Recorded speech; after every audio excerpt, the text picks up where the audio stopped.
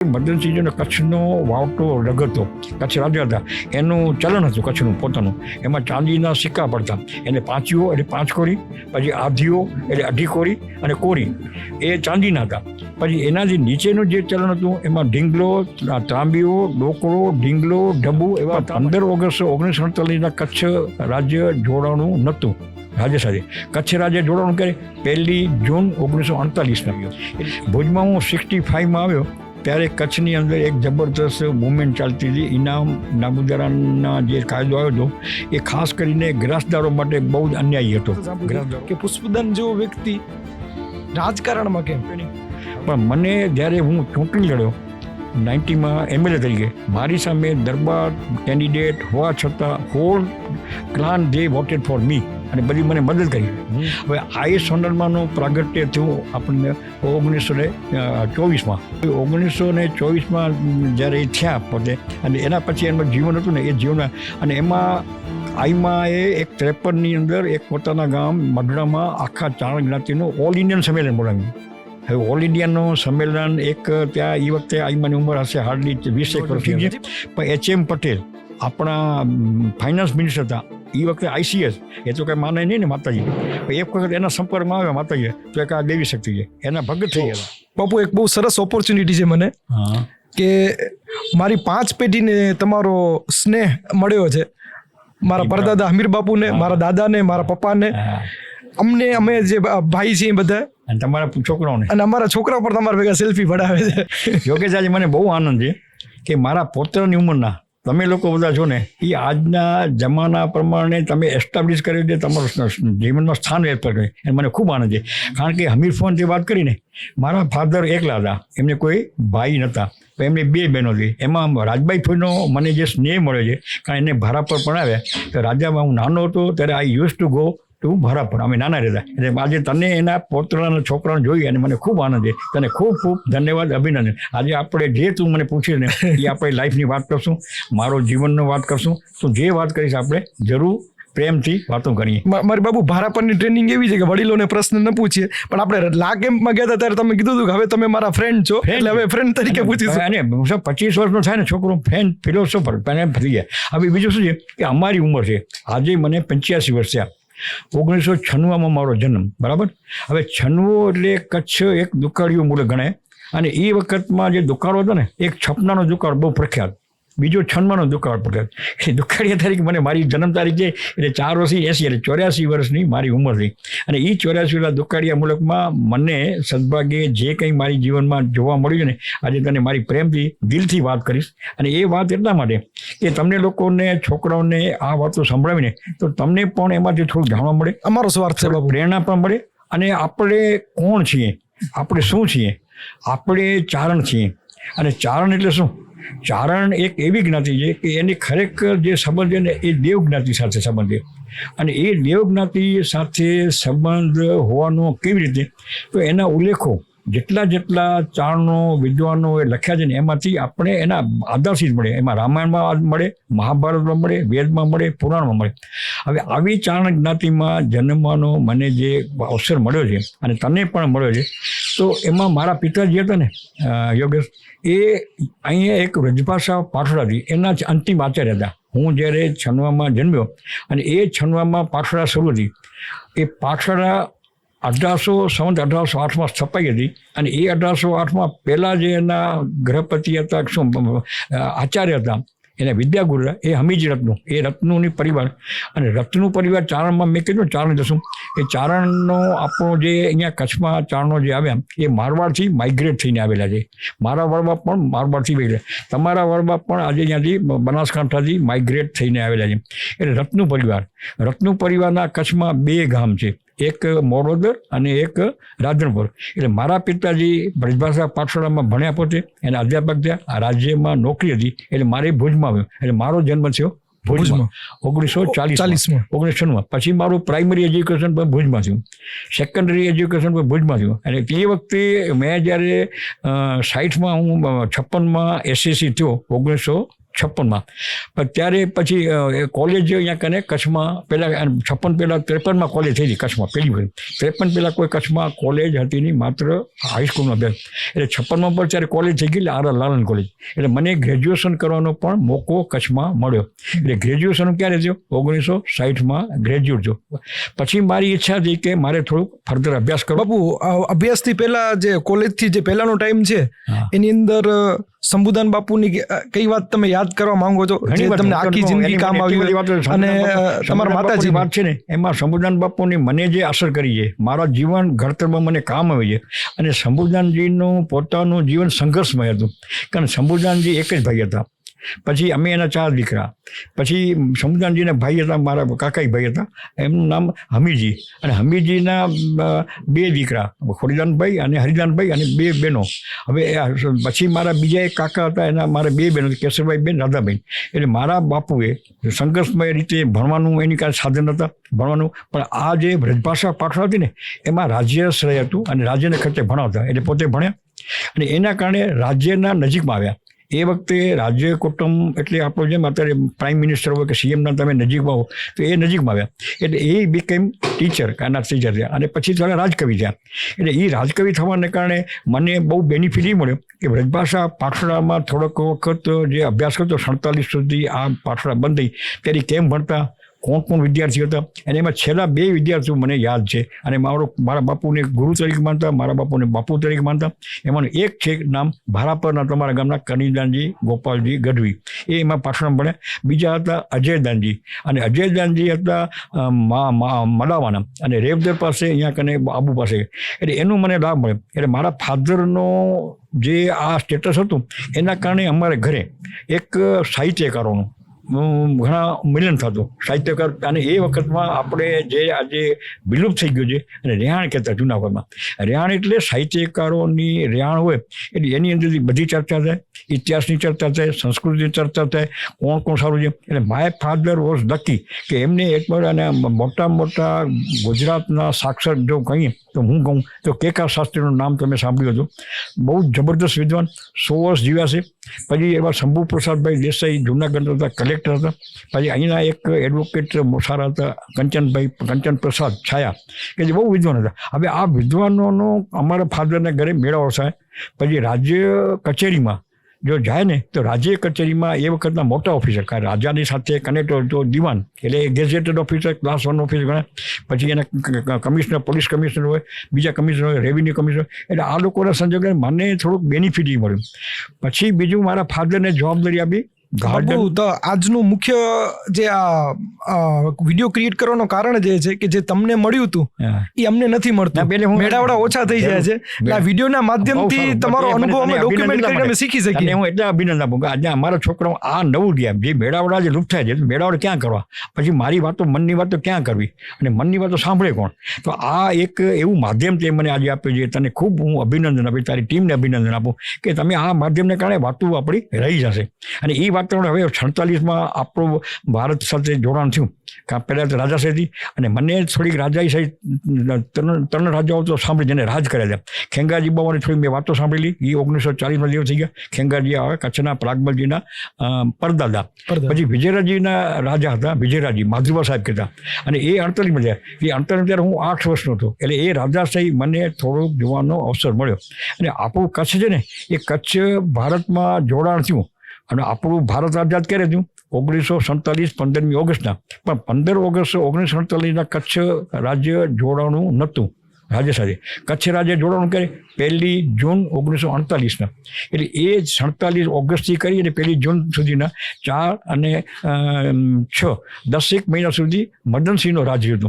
અને એ રીતે મદનસિંહનો કચ્છનો વાવટો રગડતો, કચ્છ રાજ્ય હતા, એનું ચલણ હતું કચ્છનું પોતાનું. એમાં ચાંદીના સિક્કા પડતા, એને પાંચીઓ એટલે 5 કોરી, પછી આધીઓ એટલે 2.5 કોરી, અને કોરી એ ચાંદીના હતા.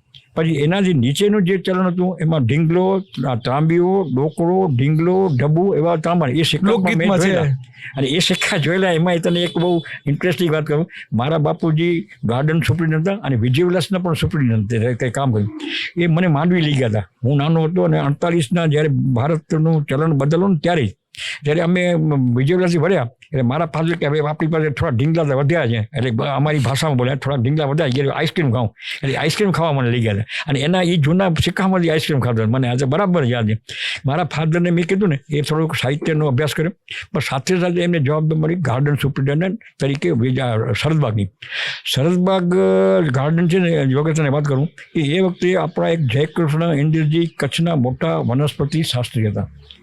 ખેંગારજી બાવાને પણ એનો જમીન ઝાડોનો બહુ શોખ, કે એમણે એમના મદદથી એ ગાર્ડન ડેવલપ કર્યું. અને બોટેનિકલ વેલ્યુમાં શરદબાગનું આખા ભારતમાં નામ હતું. પહેલું ગાર્ડન હતું ઈડન ગાર્ડન, પછી બીજા બોટેનિકલ ગાર્ડન, કચ્છનું ઇક્વિવેલન્ટ, એમાં 10 ફૂટ માટી ભરી 57 એકર ગરીબ ભાઈ એને જમીન કરી. આ બધું વાત. પણ મારે જે ટૂંકમાં કહું ને, મારા ફાધરનો બહુ સંબંધ હતો, એને મને બહુ બેનિફિટ મળ્યો. એટલે પછી મારું એજ્યુકેશન પ્રાઇમરી ત્યાં શરૂ થયું, સેકન્ડરી થયું, અને મેં ગ્રેજ્યુએશન કર્યું. ગ્રેજ્યુએશન કચ્છમાં મેં 1960માં કર્યું, BA થયું. મને એમ હતું મારે ચાર્ટર્ડ એકાઉન્ટન્ટ થવું, એટલા માટે હું અમદાવાદ ગયો. અને અમદાવાદમાં મારા બંનેવી હતા, અને સદભાગ્યે મને ત્યાં સગવડ મળી. મારા બેનના લગ્ન 1960માં થયા હતા, અને કચ્છથી બહાર પહેલાં બહુ સંબંધ અમારી જ્ઞાતિમાં ઓછા થતા. પણ હું ત્યાં ગયો, પછી ચાર્ટર્ડ એકાઉન્ટન્ટ એટલા મને મળ્યા. એ મને આજે પણ યાદ છે, એમને મળવા ગયો, મને કે તું ચાર્ટર્ડ એકાઉન્ટન્ટ તારે થવું છે, એનો કેટલા વર્ષનો કોર્સ છે? મેં કીધું 4 વર્ષનું.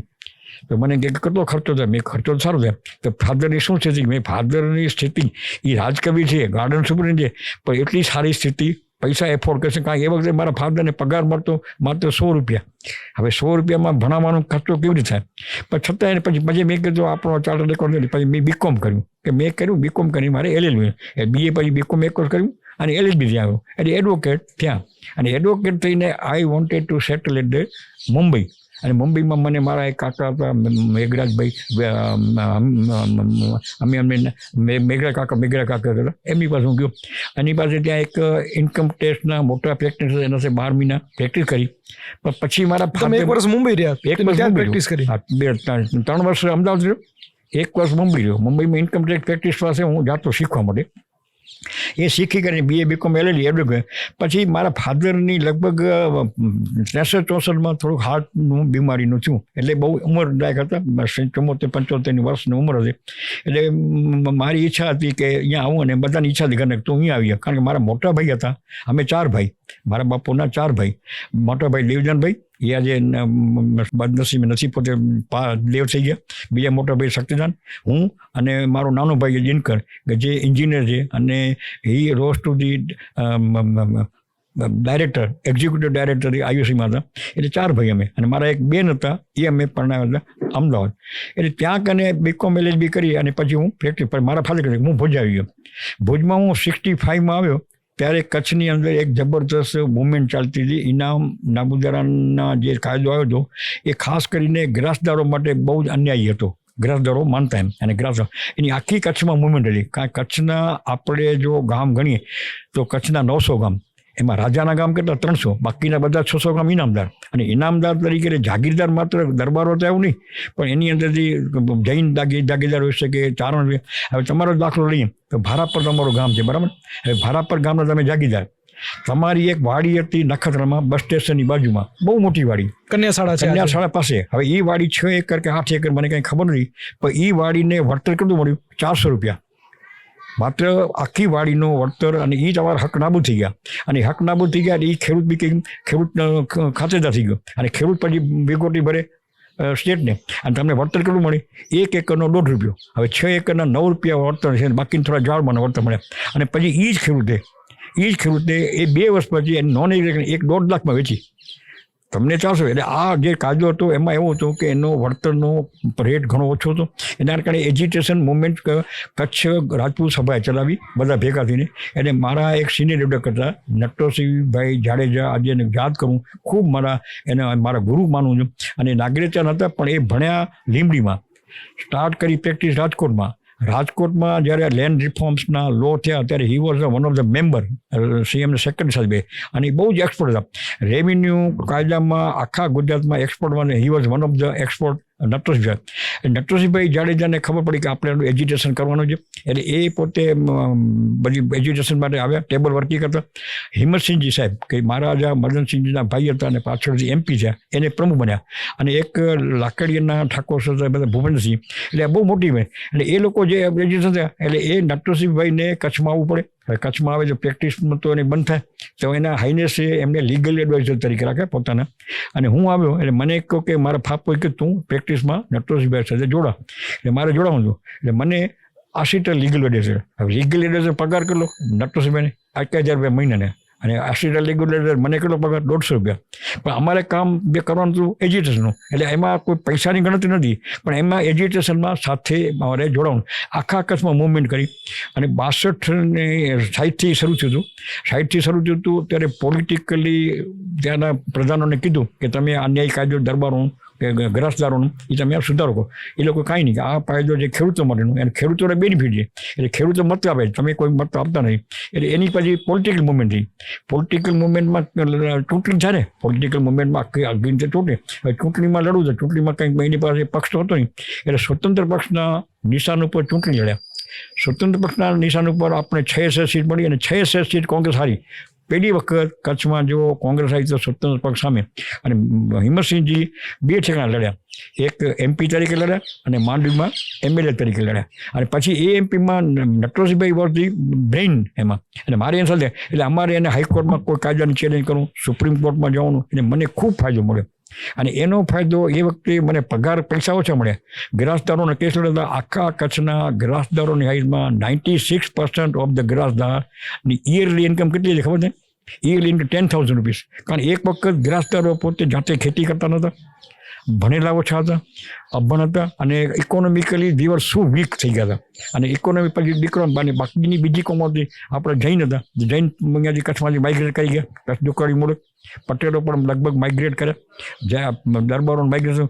અને એવી પરિસ્થિતિ, પણ એ પરિસ્થિતિમાં પૈસા લોકો આપે નહીં. પણ મને જ્યારે હું ચૂંટણી લડ્યો 90માં MLA તરીકે, મારી સામે દરબાર કેન્ડિડેટ હોવા છતાં હોલ ક્લાન દે વોટેડ ફોર મી, અને બધી મને મદદ કરી. હું પછી MLA તરીકે ચૂંટાણો, પછી 4 વખત MP તરીકે ચૂંટાણો, પણ બધું ખર્ચો બધા મારા એ લોકો ગ્રાસદાર ભાઈઓ અને આખી કચ્છની એકે પૈસો મેં કરે, મારા પૈસા, જનતાના પૈસા હું જીતાણો છું. એટલે આ વાત કરતા તો પછી એમાંથી મારે LLB થયો, પછી એડવોકેટની પ્રેક્ટિસ શરૂ કરી. અને એડવોકેટની પ્રેક્ટિસ શરૂ કર્યા પછી 64માં ગવર્મેન્ટે સમાધાન કર્યું, અને સમાધાન કરી અને ગ્રાસદારોને ખેડકના હાથમાં હશે. તમારી કને 30/58 કાયદો આવ્યો, તમારી પાસે જમીન ખેડકમાં ન હોય તો તમે લેન્ડલેસ બની ગયો ને. ખેડૂતો પાસે જમીન તમે લઈ શકો નહીં, પડતર જમીન સરકારમાં ગઈ તો તમારી પાસે તમારો આર્થિક બીજો કાંઈ સમજે. તો એના માટે લડત કરીને પછી એમને ઘરખેડના જમીનનો આપણને 64માં મેં એક ઠરાવ કરાવ્યો. અને ઘરખેડના જમીન સાંથળીમાં આપવાની હોય તો આર્મીને SC/ST ને આપવા કરતાં પણ ગ્રાસદાર જે ગામનો એને પહેલો હક મળે. પછી તમારા ગામની ખનીજ હોય તો ખનીજમાં તમને રાઈટ મળે. આવા બધા સુધાર છે. અને થોડુંક સોલેસની વધાર્યું કે ₹1.5 એકરનો વળતર હોય, તમારી પાસે ગામની 1000 એકર પડતર જમીન છે તો તમને ₹1 એકર આપે કે આઠાના આપે તો કંઈ લેવું પડે, ₹500. મારા ગામની વાત કરું, રાજદરબારમાં અમે લગભગ 15 ભાગીદાર અહીં ગામમાં, 15 કેસ હું લડો જતો મામલતદાર, 4 વખત ટેક્સી કરી ગયો, અને વળતર મળ્યું કેટલા? ₹900. ભાગીદાર કેટલા? 15 જણા. હવે આ જાતની પરિસ્થિતિ છે. એટલે એ તો બધી મોટી વાત છે ને, એના લાંબા. પણ ટૂંકમાં એ વખતે કોઈને પૈસાની મહત્વ નહોતા, અને પણ એકબીજાના સંબંધ હતા. અને આ એજ્યુકેશન આપણે લડવું પડે, હક માટે લડવું પડે છે, એમાં ફના થવું પડે થયા. અને એ બધા ગ્રસ્ત થયા અને 62માં ચૂંટાયા. પછી તો જે મેં વાત કરી કે હું LLB છે ને, પછી પરિસ્થિતિ ધીરે ધીરે 71માં પ્રિવી પર્સ એબોલિશન એક્ટ આવ્યું. એટલે પ્રિવી પર્સમાં હાઈનેસને જે પ્રિવી પર્સ મળતો 7.5 લાખ રૂપિયા, જે એમનો સેક્રેટરી એ મળ્યો, એટલે લીગલ એડવાઇસનું કામ ઘટ્યું. પછી 72માં મેં સ્વતંત્ર મારી પ્રેક્ટિસ શરૂ કરી. અને મારી પ્રેક્ટિસ શરૂ કરી એમાં મેં પ્રેક્ટિસમાં બાપુ કયા સાલમાં? 72માં મારી મેં રેવન્યુની પ્રેક્ટિસ અને ક્રિમિનલ પ્રેક્ટિસ. મારી સાથે એક મેરુભાભાઈ જાડેજા હતા, રાપરમાં પ્રેક્ટિસ કરતા. મેરુભાભાઈ જાડેજા મોરબીના હતા, બહુ જ હોશિયાર હતા. એમાં બધા સાથે હતા. પછી મારા એક મિત્ર હતા, રેવન્યુમાં ડિપાર્ટમેન્ટ કામ કરતા, નેમચંદભાઈ મહેતા વાણિયા હતા, એ પણ મારી સાથે જોડાયા. એટલે મારી પ્રેક્ટિસ શરૂ. પછી તો મારી ધીરે ધીરે બહુ સારું ચાલતું હતું, ક્રિમિનલ પ્રેક્ટિસ થઈ ગઈ અને આ બધું ચાલતું. 72માં હું અહીંયા કને લડ્યો ભુજ નગરપાલિકા. મારા મિત્ર હતા સુરેશભાઈ મહેતા, જે માંડવીના હતા, પોતે વકીલ હતા. એની વકીલાતની ઓફિસ હતી માંડવીમાં, એની સાથે જોડાના દવેભાઈ. ભુજમાં મારી પ્રેક્ટિસ હતી, હું અને નેમચંદભાઈ. એટલે માંડવીનું મને અપેલેટ વર્ક સુરેશભાઈનું મળતું, અને સુરેશભાઈને અમે બધા ક્રિમિનલ કેસ સાથે લડ્યા. સુરેશભાઈ તો એક્ટિવ હતા લગભગ 65થી પોલિટિક્સમાં. મને હું 72માં એમને ફરજિયાત નાખી તું આપણે પોલિટિક્સમાં આવ અને તું ચૂંટણી નગરપાલિકા. એટલે 72માં હું ચૂંટણી લડ્યો, જીત્યો 8મા વોર્ડમાં ભુજ નગરપાલિકા. 72થી અમારા 77 સુધી હું નગરપાલિકા રહ્યો. પછી 72 પહેલા મારા 2-3 ક્વેશ્ચન છે. હા, સૌથી પહેલા બાપુ, જે આ સમય કોલેજ દરમિયાન સમય હતો એમાં કોઈ શંભુદાન બાપુ સાથે કે માતાજી સાથે એવા કોઈ પ્રસંગ છે કે જે તમને આખી જિંદગી કે વાગોડવા ગમે એવા 1-2 પ્રસંગ? વાત કહું, આપણે તો બધા જાણે છે મિત્રો, અને જે જોતા હશે દર્શક મિત્રો પણ જાણતા હશે કે આઈ સોનલમાનું તમે નામ સાંભળ્યું. હવે આઈ સોનલમાનું પ્રાગટ્ય થયું આપણને 1924માં, અને એ 74માં જીવ છે, 51-52 વર્ષનું જીવ.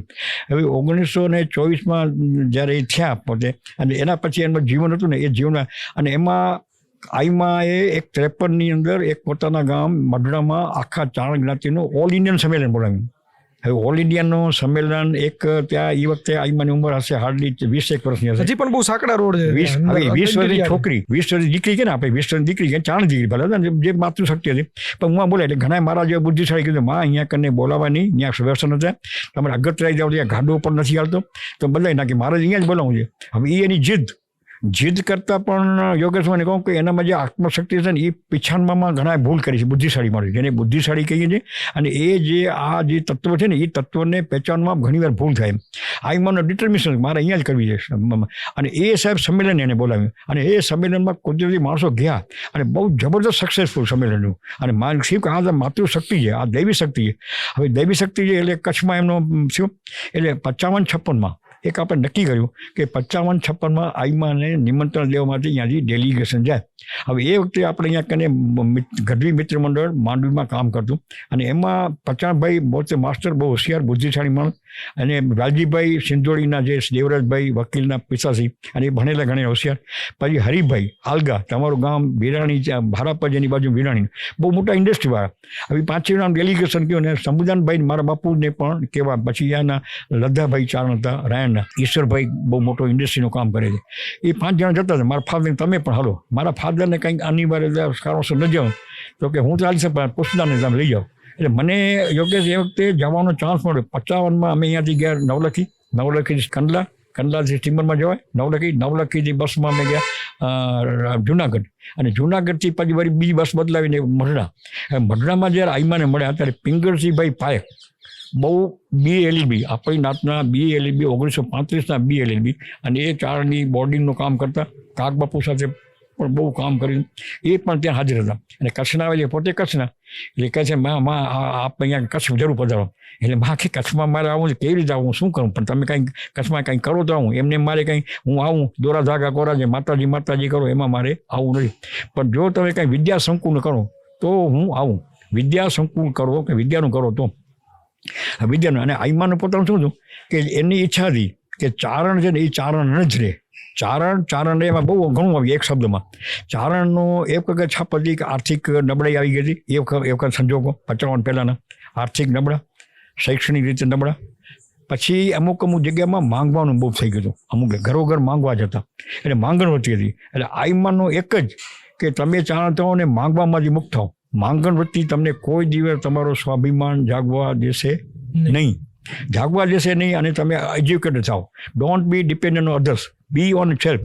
કે અમે કેવી રીતે કહે છે અમારી પાસે કંઈ છે ભણેલા નથી, એ તમારું બધું થઈ જાય. પણ તમે જો થોડાક ચારણ થાઓ અને માણસ થાઓ તો પછી ચારણને પછી ઘણી બધી લાંબી વાતો કરી. બહુ માતાજીનો મને જે અનુભવ છે, એટલે અમે તેની માતાજી પછી તમારો બાપુ અનુભવ કેવો હતો? તમે ત્યાં ગયા દૈવી શક્તિ સાહેબ, અમે ગયા ને મહેમાન બન્યા છે, મહેમાન બન્યા ને અમે 5 જણાને, એટલે આઈમાં જુનાગઢની ટેક્સી મંગાવી અમારા માટે. ટેક્સી મંગાવી અને એક માતાજીના દર્શન કરવા અમને માતાજી બાજુ લઈ ગયા. પછી અમને બધાને માતાજી લઈ ગયા વેરાવળ. યોગેશ અને વેરાવળની વાત કરું એક, અને વેરાવળમાં સોન્યો માતાજીને બહુ જ પરમભક્ત એટલે કે માતાજી જે કે એ થાય, માતાજીની વગર કંઈ થાય નહીં. એટલે માતાજીનું તો એ આવે એટલે રોયલ એનું રિસેપ્શન કરે. માતાજી આવે એટલે રાજા મહારાજ, અને એ બધા સોનિયો હતા ને એ મસ્કતમાં એ લોકોને મોટા ચાંદીને કામ કરે. અને ત્રિભુવનદાસ ભીમજી ઝવેરી તે નામ સાંભળ્યું હતું આપણા ઇન્ડિયાના મોટા. ઇઝ વન ઓફ ધી બધા એ પાટણના સોની ટીબી સેટ ત્રિભુવનદાસ ભીમજી ઝવેરી, અને એ બધા બહુ મોટા. અને એ માતાજીના અમારું પણ સાથે સન્માન થાય ને, માતાજીના ગેસ્ટ. એટલે અમે તો માતાજી આપણે કચ્છથી આવે. સાહેબ મેં મારી જિંદગીમાં 15 વર્ષની મારી ઉંમર હતી, આટલી સન્માન મેં જોયા નહોતા. એવો સન્માન થયો. અને આજે જે રાજા મહારાજાનું સન્માન હતું એવું અમારું સન્માન થયું. અને એ સોન્યું. પછી તો માતાજી અમને બહુ લાભ દડાવ્યા, અહીંયા ચડી ગયા. પછી પોતે છે ને માતાજી એ પોતે ખેતી કરતા, પોતે જાતે ટ્રેક્ટર ચલાવે અને પોતે સાંજના પોતે અમે બધા બેઠા હતા.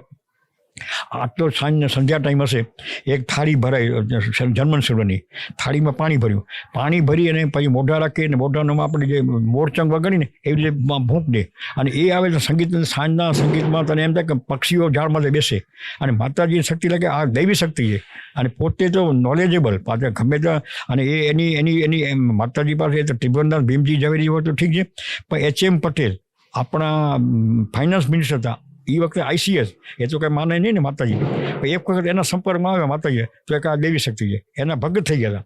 પછી સૌરાષ્ટ્ર રેલવેના મેનેજર પંડ્યા સાહેબ એના ભગત, મેયર કોમ્યુનિટી આખી માઈમાની ભગત. મેયર કોમ્યુનિટીનું એવું બને છે કે 1947 પહેલાં જુનાગઢની અંદર લગભગ મુસલમાનોનું શાસન હતું. અને મુસલમાન જુનાગઢમાં નવાબ હતા, તો સ્વાભાવિક રીતે એના બધા ભાઈયાત હતા. એ માણાવદર હોય, માંગરોળ હોય, એમાં બધા નવાબ શેખો, બધા શેખ એના ત્યાંના જાગીરદાર બધા. હવે એ લોકોનું ખેડૂતો પર એટલો ત્રાસ હતો કે એટલો ભયંકર ત્રાસ હતો કે એ લોકો ત્યાં જીવી ન શકે, કારણ કે એ તો નવાબી રાજ હતું એટલે નવાબનું જણી અને આર્મી નહીં કરે. એટલે એ લોકો આઈમાં તો 20-25 વર્ષના હતા. દરરોજ એક મહાદેવની પૂજા કરે, બિલીપત્ર કરે અને પોતાનું પૂજા નિયમ પ્રમાણે કરે અને કોઈની સેમાં આવે નહીં. આ બધા ખેડૂતો ગામવાળા બધા ભેગા થઈને માતાજી છે ને પૂજા કરે છે ને ચારણી દેવી છે ને કદાચ શક્તિ જ આપણી પાસે જઈએ એટલે બધા એને પગે લાગ્યા અને માતાજીને વાત કરી શું કાપે બધા કે આવું ત્રાસ કરે છે. અને એ વખતે મુવમેન્ટ ચાલતી હતી આઝાદીની મુવમેન્ટ ચાલતી હતી. એમાં બધા રાજાઓના રાજ સરકારને જાય અને ભારતનું ગણતંત્ર બને એવી બધી ગાંધીજીનું બહુ મોટી વાત છે. અને એ વખતે શામળદાસ ગાંધી આખા ત્યાંના લીડર લેતા હતા. અને અહીંયા આગળ જુનાગઢમાં આર્મીના મિલિટરીના લોકોને સિવિલ ડ્રેસ પહેરાવીને પણ એના સામે નવાબ સામે બળવો કરે એવી બધી તૈયારી હતી. આઈમાને બધી પ્રેરણા ખબર હતી આઈમાને. એટલે આઈમા પાસે પેલા ખેડૂતો જે આવે ને વાત કરતો ખેડૂતોની કે ખેડૂતો ગયા એટલે આઈમાને વાત કરી કે તમે મારી પાસે ફરિયાદ લઈને આવ્યા છો, તમારે જમીન રાખવી છે. જમીન કેવી રીતે રહે? જમીન કાંડાની તાકાતથી રહે. તમારામાં કાંડાની તાકાત નથી, બંગડી લઉં તો બંગડી પહેરી લો. હવે આટલું જ માતાજીએ કીધું અને આ લોકો છોકરાઓને એવી અંદરથી સ્ફૂર્ણા થઈ છે તે બધા યુનાઇટેડ થયા અને એ લોકો શેખોનો ઓપોઝ કરવા લાગ્યા. અને ઓપોઝ કરે એટલે પબ્લિકમાં જો એક વખત જાગૃતિ આવી જાય અને પબ્લિકનો જુવાળ જાગે તો એમાં પછી કોઈ દાપણ કામ આવે નહીં, એમાં પછી આર્મી પણ કામ આવે નહીં. અને એવું છે. અને એ લોકો શેખોમાં આ લગભગ 40-45 કે 46ની વાત હશે, 1945 જ્યારે બળવો ચાલ્યો. બળવો થયો એટલે પછી બધા શેખોને જુનાગઢ નોમ થયું કે આ લોકોમાં પ્રજામાં આટલી જાગૃતિ હતી નહીં, આ જાગૃતિ આવી કેવી રીતે? એટલે કોકે કીધું કે આ દૈવી શક્તિ છે, આ આઈમાના કામ છે ને આઈમાએ કર્યું છે. હવે એ વખતે 47નો ટાઈમમાં વલ્લભભાઈ પોતે આપણા હ્યુમનિસ્ટ હતા, એને આખું રાજ્ય ભેગું કરવું હતું. એમાં એક જુનાગઢ અને એક હૈદરાબાદ નવાબ, એ બે માનતા નહોતા. હવે જુનાગઢને બળવો અહીંયા શરૂ થઈ ગયો, પછી શામળદાસ ગાંધી અને ખેડૂતો પટેલો બધા બહુ આમ એને ઉગ્ર આપણે વિરોધ કરો કે ત્યાં કને રાજા મુસ્લિમ, પ્રજા બહુમતી હિન્દુઓની, ને આ આપણું જો પાકિસ્તાન સાથે ભળે. અને નવાબની ઈચ્છા હતી કે મારે જુનાગઢ ભરાવવું કે દરેક રાજાને એ વખતે ઓપ્શન હતા, તમારે ભારતમાં ભરવું કે પાકિસ્તાન સાથે ભરવું. કારણ જીણા હતા સૌરાષ્ટ્રના, જીણા મોહમ્મદ અલી જીણાનો એના ફાધર જીણા એ ધોરા જીણા હતા. એટલે એ લોકોને એવી બધી આશા, પણ ટૂંકમાં એ લોકો ભણવાનું હતું એટલે નવાબે તૈયારી કરી મારે જુનાગઢ. એટલે પછી એમાં બળવો થયો અને આઈમાનું પ્રેરણા. પણ આઈમાની શક્તિ સાહેબ ત્યારે બધાને ખબર પડી કે આઈમા શું છે. પછી આઈમાની આવી તાકાત હતી એટલે આઈમા 47માં આઝાદ થઈ ગયા. અને મેયર કોમ્યુનિટી આખી આઈમાની ભગત, સોની કોમ્યુનિટી ભગત, બીજા વર્ણ ભગત. અને ચારણો માટે તો માઈમાં કહે કે ચારણ મારા દીકરા છે, તો એમાં જે સાવ એક સ્વાભિમાન નથી, જે ભણતર નથી, એના માટે મારે જાતે. અને પોતે એનાથી પહેલાં હૈદરાબાદ હરિદ્વાર ચાલે ગયા હતા અને ભક્તિનું પોતાનું હતું અને બહુ તાકાત હતું, તપનું બળ હતું પોતાનું. હરિદ્વાર ગયા ને હરિદ્વારમાં કાંઈ ગુરુ સાથે દીક્ષા બિક્ષા લઈ અને મારે હવે સંસારમાં રહેવું નથી અને પોતે સંન્યાસી તરીકે જીવન જીવવાનું. હવે સંન્યાસી તરીકે જીવન જીવવા માટે તાકાત હતી સંન્યાસી તરીકે જીવન નક્કી કરી લીધું. સંન્યાસી તરીકે જીવન નક્કી કરી લીધું. પછી જ્યારે અહીંયા આવ્યા છે ત્યારે મેરુબાપુ કાગબાપુ જે આપણા મોટા ઋષિતુલ્ય કવિ છે, પદ્મશ્રી છે, અને એના જેવો ચારણ 100 વર્ષમાં કોઈ થયો નહીં. પિંગલસિંહભાઈ LLB અને બહુ વિદ્વાન, સંસ્કૃતના જ્ઞાતા, હિન્દીના જ્ઞાતા, ગુજરાતી જ્ઞાતા, સાહિત્યના જ્ઞાતા, પુરાણના જ્ઞાતા. હવે બાપ એટલે એ બધા આઈમાને મળ્યા છે. ત્યારે આઈમાને એ લોકોએ જે વિનંતી કરી કે આઈમા તમે આ સંસાર છોડી દેશો તો અમને શું લાભ એમાં? આમ તમે કહો ચારણ થાય, અમે શું કરીએ? તમે અમને મૂકીને જાઓ છો. પછી આઈમાન થયું કે તો હું અહીંયા રહું અને આપણે ચારણ તમે બધા ભેગા રહેતો તો ચારણ જ્ઞાતિના ઉત્થાન માટે કાંઈ કરીએ. આ જે એનો પાયો જે 53નો આપણે જે સંમેલન બોલાવવાનું કરો ને અને જાગૃતિની વાત કરો, જે ઉર્જા છે ને એ દરેકના હોય છે, કોઈ પણ માનવીમાં, તારામાં હોય, મારામાં હોય. હવે એ ઉર્જા જાગૃત કરવી કેમ, જાગૃત કેમ થાય, એના શું નિયમ, એના નિયમો કંઈ છે કે નહીં, એ વિદ્યાર્થી આવે છે કે નહીં, વિદ્યાર્થી આવે છે કોણ શીખવાડે છે?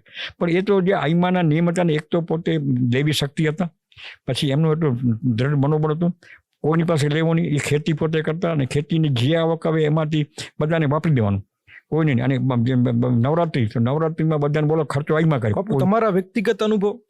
મારા વ્યક્તિગતમાં અનુભવ પછી પધારે, પછી કચ્છ પધારે. કચ્છના એમને 13 પ્રવાસ કર્યા.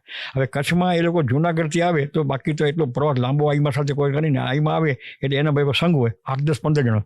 એ વખતે રાજકોટ, મુંબઈ, રાજકોટ, ભુજની પ્લેન સર્વિસ હતી, એટલે ભુજથી પોતે પધારતા. અને ભુજમાં પધારે એટલે મારા બાપુને ઈચ્છા હતી કે આપણે ઘરે પધારે, બહુ ભાગશાળી આપણે, એટલે ઘરે પધારે તો એ પહેલાં કારણ કે ભુજમાં આવવું હોય તો પોતાને ફ્રેશ થવા માટેના આ થાય ને પછી અહીંયા બીજો પ્રવાસ થાય. અને કચ્છ આઈમાની ઈચ્છા હતી કે કચ્છના દરેક ચારણના ગામે મારે જવું, એક ગામ, ગરીબમાં હોય તો ગરીબ, એટલે ભુજ પધારે. એટલે ભુજમાં તો આખો મોટો ઉત્સવ થયો, અમે એમને સમૈયા કરીને પોતે ભુજમાં પધાર્યા. હવે એ વખતે હિઝાઇનસ તો રિસન્ટલી જ રાજ ગયો હતો, તો પછીનો રાજા મદનસિંહ તો રાજા તરીકે ગણતા અને હજી પણ રાજા તરીકે માનતા. એ વખતે આ 56માં પોતે આઈમાનો પ્રવાસ થયો, 56માં. હવે 47માં આપણે આઝાદ થયા, 10 વર્ષનો. એટલે હાઇનેસની તો, અને હાઇનેસ આઈમાને ઓળખે એ રીતે કે જામનગરના મહારાણી સાહેબ ગુલાબકુંવરબા એમનું નામ, અને ગુલાબકુંવરબા કચ્છના ભણે થાય, શિરોઈના ભણે, અને શિરોઈ કચ્છના મદનસિંહના બેન હતા. એટલે ગુલાબકુંવરબા કીધું આ બહુ તાકાત છે, લેવી શક્તિ, તમે આવે તો મળજો જરૂર. એટલે માઇનસે શું કર્યું કે એમના જે પ્રાઇવેટ સેક્રેટરી ADC ગોરજીભાઈ, એમને પોતાની ગાડી લઈ અને પ્લેન ઉપર મોકલાવેલા.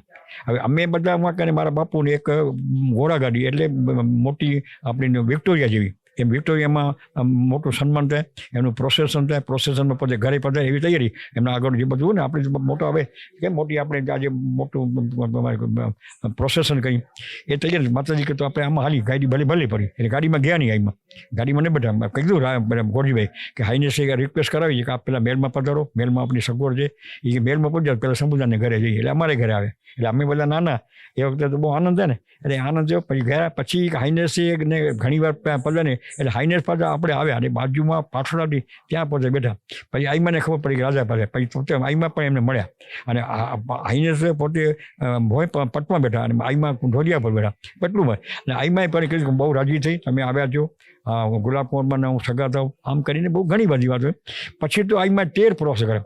પણ એમાં એક તને મારા અનુભવની જે વાત કરીને, એટલે કચ્છનો ચારણ સમાજ અભણ સ્વાભિમાન ગયું હતું, માંગણ તઈ છાપતી, અને આઈમાનની ઈચ્છાથી પોતે આવ્યા કે મારે સર્વ, એટલે જમી લીધા. પછી આઈમાએ બધાને ભેગા કર્યા. આઈમાએ કહે કે હું કચ્છમાં આવી છું, આપણે શિક્ષણનું કરો શરૂઆત, શિક્ષણનું કાર્ય કરવું છે અને એના માટે ફંડફાળો કરવો તમારે કરવો. અને મારી એક જ ઈચ્છા છે કે તમારે ચારણો સિવાય કોઈની પાસે લેવું નહીં, બીજાનું ડોનેશન નહીં. હવે ડોનેશન નહીં લેવાનું. પછી બધા જે બેઠા હતા સ્વાભાવિક રીતે મારા ફાધરને કે તારે ઘરે આવી તું શરૂ કર. હવે સંબોધનની હાલત એવી કે સંબોધનને પગાર મળે કેટલો? 250 રૂપિયા, અને ફાળો લખાવવાનો. હવે ફાળો લખાવીને કેટલો લખાવે? માં કે મારી પાસે નહીં, બીજા બધા એ નહીં, તું લખાવ, તું જે લખાવી જઈ. હવે એને 100 રૂપિયા લખાવે. હવે 100 રૂપિયાનો ફાળો ને કચ્છ આખાની બોર્ડિંગ કરવી. હવે કચ્છ આખાની બોર્ડ 18,000 રૂપિયા થયા. યોગ્ય તને નવાઈ લાગે, 18,000 રૂપિયા થયા. આઈમાં કે તમે આના પર વિશ્વાસ રાખો, બોર્ડિંગ તમારી થઈ જશે. પછી અહીંથી માંડવી પધાર્યા, એટલે માંડવીમાં પણ આ રીતે ફંડ પાડો. હવે માંડવીમાં બન્યું કે ભુજ પર નાનીના લક્ષ્મણ રાગ કરીને મોટા શ્રીમંત હતા અને બોમ્બે પોતે કમાતા. એ યોગાનો પોતે દેવ થઈ ગયા. એમના ધર્મપત્ની હતા. એ ધર્મપત્ની આઈમાના દર્શને આવ્યા છે. અને જઈમાં અંધારી મારી સ્વાભાવિક મારે બહુ દુઃખ પડ્યું, મારા કોઈ છોકરા સંતાન નથી અને મારા સંતાન નથી, મારા પતિ ગુજરી ગયા. એટલે આઈમાં એને કંઈ ખબર પડી કે આજકાલ છોકરાનું જે બનવાનું છે, એટલે આઈમાં કે તારા છોકરા નથી ને, તારી પાસે સંપત્તિ છે ને? તો કે હા. એટલે સંપત્તિ કેટલી? જે મિલકત વેચે 50,000 રૂપિયા આવે. તો કે એ કર, તો એ તો સમાજ આપી જાય. આ સમાજ તારા બધા છોકરા છે. અમને તો આઈમાં કે રાજી છે. અને સાહેબ એ વખતે એમણે પોતાની સંપત્તિ આપી દઈને 50,000 ભેગા થયા. એક બાજુ આખી નાતના કેટલા રૂપિયા? 18,000. 50,000. અને પછી લક્ષ્મણ રાગ બોર્ડિંગ નામ રહે, લક્ષ્મણ રાગ ચારણ બોર્ડિંગ આજે છે, એમાંથી હજારો છોકરાઓ ભણી ગયા છે, ઓફિસો છે. એટલે અને પછી બધા ગામે જાઉં, આઈમાનને ગામે જાઉં. પછી 65માં મારા મેરેજ થયા, એટલે આમંત્રણ દેવા મારા બાપુ ગયા કે મારે સંબોધન કે હું બને છે જો અનુકૂળતા થાય. મારા લગ્નમાં પોતે અહીંયા પધાર્યા હતા. ભુજથી અમારી જાન ગઈ ત્યાંથી થરાવડા, ત્યાંથી 50 કિલોમીટર ત્યાં પોતે પધાર્યા. પછી 72માં મારા ભાઈના લગ્નમાં પોતે પધારતા. અને ઘણી વખત મેરમાં એવું બન્યું છે કે મેરમાં આઈમાએ કીધું આવીશ, અને જો કદાચ સંજોગો નહીં જાય તો લગ્ન ન કરે, આઈમાં જ ના આવે.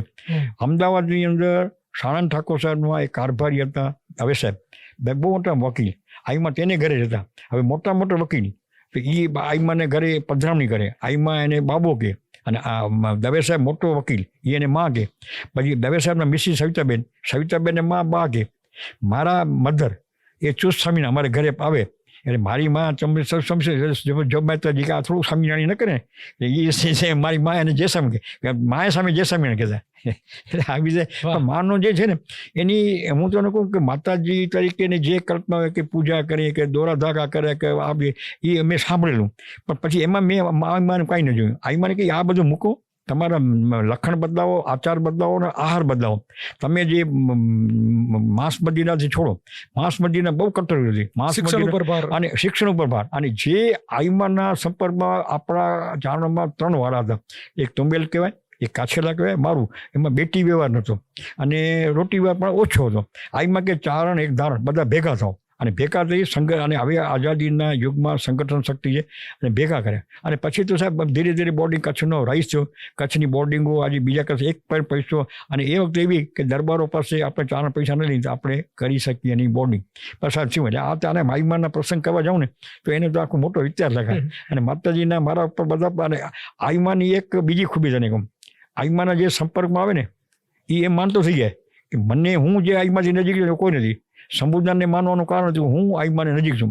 હરિભાઈ મોટા વેપારી, એ માને કે હું આઈમાને નજીક છું, એવું કોઈ નથી. પચાણભાઈ એ માને કે હું આઈમાને. એટલે આ જે મોટું વ્યક્તિત્વ ને એ વ્યક્તિત્વને બધા માનવા થઈ જાય. એટલે એ તાકાત કહેવાય જે છે ને, અને બધાને, અને એનું શું છે બધાને. અને પછી એ આઈમાનો જે માનતા થયા એનું એક વર્ગ જુદો થઈ ગયો આઈમાન. અને પછી લગ્નમાં પણ એ બધા આવે જ્યાં જાય, અને નવરાત્રિમાં બધા ત્યાં જવાનું. વર્ષમાં 2-3 વખત બદલા જાય. બદલાની અંદર આપણી મંદિર એક પછી બનાવ્યું આઈમાના 2 ગમન પછી. અને એ 2 ગમન પછી મોટા સોની મંદિર બનાવ્યું, 2 કરોડ રૂપિયા એ વખતે ખર્ચ્યા.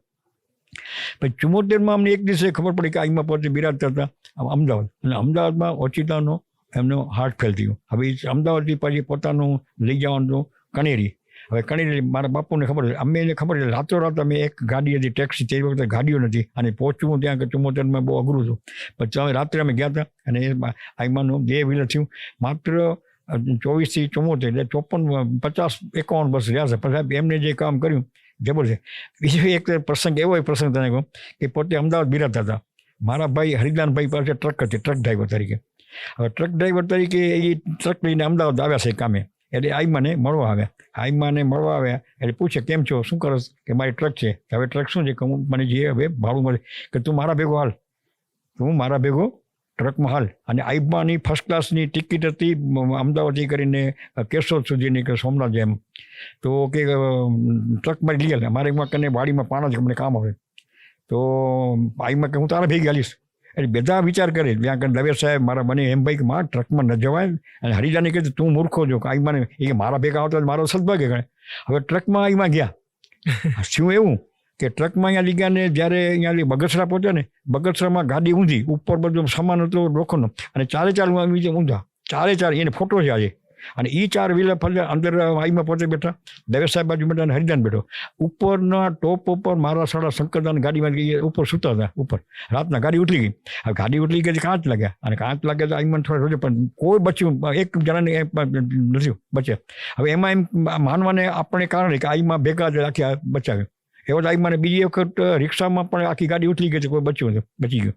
હવે નહીં તો હું તને કહું, આઈમાં ટ્રકમાં જાય એમ માનવા ના આવે કે જેની અંદર રાજા મહારાજાઓ ઘરે જાય, એચએમ પટેલ જાય, જુનાગઢનો નવાબ અહીંયાથી ભાગ્યો ત્યારે મહિના દર્શન કરી ગયા. ભુજ ફ્લાઇટથી આવતા ને? ભુજ ફ્લાઇટથી આવતા, અને ફ્લાઇટથી એના ભેગા સોની હોય પોતાની પૈસાની પોતે પણ બીજાને આપતા. એટલે પૈસાની જઈને કારણ પૈસા ધારે એટલા કરી શકે, અબજો રૂપિયા કરી શકે, બીજા જો નાતનાર કરે, પણ એ પૈસા સાથે સંબંધ પછી થઈ જતું. પણ એ ટૂંકમાં વાત કરીએ એની બચાવવા માટે આજે હું તને આ બધું છે એના જે જેતા અને આઈમાને સાથે જતા રહ્યા ને સાહેબ, આજે એક પણ વ્યક્તિ દુઃખી નથી આઈમાના જે છે કોઈ પણ. અને એના નિયમ હતા કે તમે આહાર વિહાર શુદ્ધ થાય, ભણતર થાય, જ્ઞાની થાય, તમે માણસ બનો, ઇન્સાન બનો, ચારણ બનો. પછી રાજસ્થાનમાં પોતે પધારતા અને મોટા મોટા યજ્ઞો કર્યા અને પોતે હવન કર્યા, મંદિરો પ્રવાસ કર્યા. રાજસ્થાનમાં પ્રવાસ કર્યો. રાજસ્થાન પર આખા ઇન્ડિયાના જ ચારણો માનતા. રાજસ્થાનમાં આજે પણ ચારણ એક અહીંયા કને જેસલમેરની અંદર મોટું ગામ નામનું ભૂલી ગયા, ત્યાં આગળ આઈમાનું મોટું મંદિર છે. આપણું આખા ઇન્ડિયાનું મોટું એક ધર્મશાળા અથવા આપણે યાત્રી નિવાસ કહેતો યાત્રી નિવાસ હરિદ્વારમાં બન્યું, જે ઓછામાં ઓછા 15-20 કરોડના ખર્ચે બન્યું છે. 5 માળની બિલ્ડિંગમાં 50 રૂમ છે. એમાં એક આપણે નાનું મંદિર બનાવ્યું, એમાં કરણીજીની મંદિર માતાજીનું છે અને આઈમાની મૂર્તિ છે. એમાં સોનલમાની અને એક બાજુ લુંગબૈસાની. આપણે અહીંયા બોર્ડિંગ કરી એટલે બોર્ડિંગમાં પછી આઈમાનું મંદિર બનાવ્યું. આજે આઈમાની બોર્ડિંગમાં ઘણા બધા દર્શન કરવા જાય. એટલે આઈમાની વાતો કરી જેને પાર ના આવે. અને કાગબાપુ પછી 1974ની સાલમાં આઈ થિંક એમને ચાંદીથી તોલવાની વિધા કરી. મહાપદ ના પડતા પછી કે આખી ચાંદી તુલા બીજું માઇન થાય, અને એ ચાંદી જે ભેગી થાય એ સાહિત્યમાં વરાય, સાહિત્યના કામ માટે. એટલે પેલી એગ્રી થાય. કાગબાપુ ત્યાં હતા અને જુનાગઢમાં એનો તુલા વિધિનો કાર્યક્રમ થયો. આખા ઇન્ડિયન નાથ ભેગી થઈ અને એમને 80 કિલા કેટલી કે ચાંદી હતી. એ વખતે ચાંદીનો ભાવ કેટલો હોય? 600 રૂપિયા કિલાના. એ કિલો બધા દેવાની, જે દે 1/2 કિલો. પછી એના સિક્કા બન્યા હતા 30-30 ગ્રામના. એ સિક્કા આજે પણ મારે કને ઘરમાં છે. એટલે આ બધું વાતો કરીને અને એ જે સાહિત્ય છે એમાંથી હરિદાનજી મુનિ, પિંગળજીભાઈને સાહિત્યની પ્રવૃત્તિ કરી. પછી એની વાત પાછી સોનબાઈમાંનો પણ ઈચ્છા હતી કે સાહિત્ય માટે થાય. એટલે હા, પણ તુલાવજી પર ના, પણ મારે તુલાવજી કરી મારે ચાંદી શું કરી? તમે એ ચાંદી ભેગી થાય તમે સાહિત્ય માટે કરજો. અલ્ટિમેટલી વોઝ આનો ઇન્ટેન્શન હતું. અને એવું બધું કરે. અને પોતે પાછા છંદ રચના કરતા. છંદ રચના કરતા કાગબાપુને ભાઈ કહેતા અને કાગબાપુ માં કહેતા. ઉગમના ઓરડે વંદુ નમુતાને ઓરડા વાળીને બહુ કાગબાપુ જે લાડ લડાય માના. અને કાગબાપુ એને ઓળખ્યા હતા. માને ઓળખવાવાળા બહુ ઓછા હતા. અને જે માને ઓળખે ને, અને સુપર હ્યુમન જેને કહીને, અને સુપર હ્યુમન તરીકે બીજી તને હું વાત ભેગા અત્યારે કરું તો કહી દઉં કે જે આપણા સંસ્કારમાં જે સાહિત્ય હતું ને સાહેબ, એ સાહિત્ય શું હતું? એ આજનું આપણું ભણતર છે ને, એ ભણતર માત્ર ઇન્ફોર્મેશન છે. અને એ બેકવર્ડ એના કારણે જે કંઈ થયું હોય, જે આપણું રિયલ અભ્યાસ છે ને, એમાં 2 ભાગ થાય. સંસ્કૃત, જે આપણા વેદ, સાહિત્ય, પુરાણ, 18 પુરાણ તમે કેવું બધું છે એ સંસ્કૃતમાં. એટલે સંસ્કૃતમાં ધીરે ધીરે અમુકની મોનોપોલી થઈ બ્રાહ્મણોની એની. એટલે બીજાને શીખવાનું મળ્યું. બીજાને શીખવાનું પણ કૃષ્ણ ભગવાનના વખતથી જે વ્રજમાં લોકો હતા ને, એ કૃષ્ણને એક પ્રેમ લક્ષણા ભક્તિ કહે. પ્રેમ લક્ષણા ભક્તિના કારણે કાવ્યોની રચના થાય. કાવ્ય વધારે, એટલે કાવ્ય રચના વધારે થઈ છે એમાં વ્રજમાં. વ્રજભાષા, એ વ્રજભાષા વ્રજની. તો વ્રજભાષામાં જે કાવ્ય લક્ષણ થયા, એ કાવ્યનું બંધારણ શું, કાવ્ય રચના કેવી જાય, એમાં રસ કેટલા, એમાં અલંકાર કેટલા, એ કેવી રીતે ચલતા જાય, એનાથી શું મેસેજ જાય, એક ગીત તમને શું કન્વે કરે છે, એ તમારા લાઈફમાં કેટલો બદલાવ થાય. હવે એ રચના કરવાનું વ્રજભાષાનું કરતાં ચારણોએ પ્રાકૃતમાં એને એડોપ્ટ કર્યું. એટલે ડીંગર આપણો સાહિત્ય કહેવાય, ડીંગર. હવે ડીંગર એટલે આપણે થાય કે ડીંગર એટલે શું? ડીંગડી ભાષામાં મૂળ રાજસ્થાની ભાષામાં બોર્ડ આવે, ચાણી ભાષામાં તો એનો દેવા દાતારા જુજારા ચારા વેદા અવતારા 10 ધારા હારા 11 12 રવિધામ એ શું બોલે ખબર ન પડે ઘણી વાર. એટલે ડીંગર સાહિત્ય પણ એની અંદર મિનિંગ જે જાણે ને એમાં ખૂબ બને. એટલે ડીંગર સાહિત્યની રચના પેલું બંધારણ કરવા, એ બંધારણ કરવાનું પિંગળ સાહિત્ય કે જે થોડુંક એનાથી મોડિફાઈડ કરીને એક શબ્દના ઘણા અર્થ થાય. ભાસ્કર એટલે સૂર્યના કેટલા અક્ષર, ભાસ્કર કેવો, દિવાકર કેવો, દિનકર કેવો, ચંદ્રના કેટલા અક્ષર, એ બધું બેઝિકલી ભણવામાં આવે અને એ કાવ્યમાં ગોઠવાય. હવે એ કાવ્યશાળા શરૂ કરવા માટે લખપતજી જે રાજા હતા એને ઈચ્છા હતી ને એ પોતે પણ એટલે વિદ્વાન હતા. એ વખતે જોગાનું જોગ કરી હમીજી રત્નું મારા પૂર્વજ 10મી પેઢી થાય, એ પણ એમાં વિદ્યાના નિપુણ. એ 2 જણા નક્કી કર્યું કે આવી કાવ્યશાળા આપણે કચ્છમાં શરૂ કરી. આખા ભારતમાં ક્યાંય નથી આવી કાવ્યશાળા, ક્યાંય નહીં. એ શરૂ કરવી, એના કારણે વિદ્યાર્થીઓ આવે, વિદ્યાર્થીઓને આપણે શીખવાડીએ, વિદ્યાર્થીઓ શીખશે તો એ સમાજમાં પણ ઉન્નતિ કરશે સમાજની. અને એ સમાજનું તારે કોર્સ 4 વર્ષમાં કરો તો ભલે 8 વર્ષમાં કરો. અને એનો તમામ એને કરિક્યુલમ નક્કી કર્યું. એને ખર્ચો રાજ્યાશ્રય આપ્યો, એમાં જે ભણવા આવે એને ખર્ચો રાજ્ય આપતું.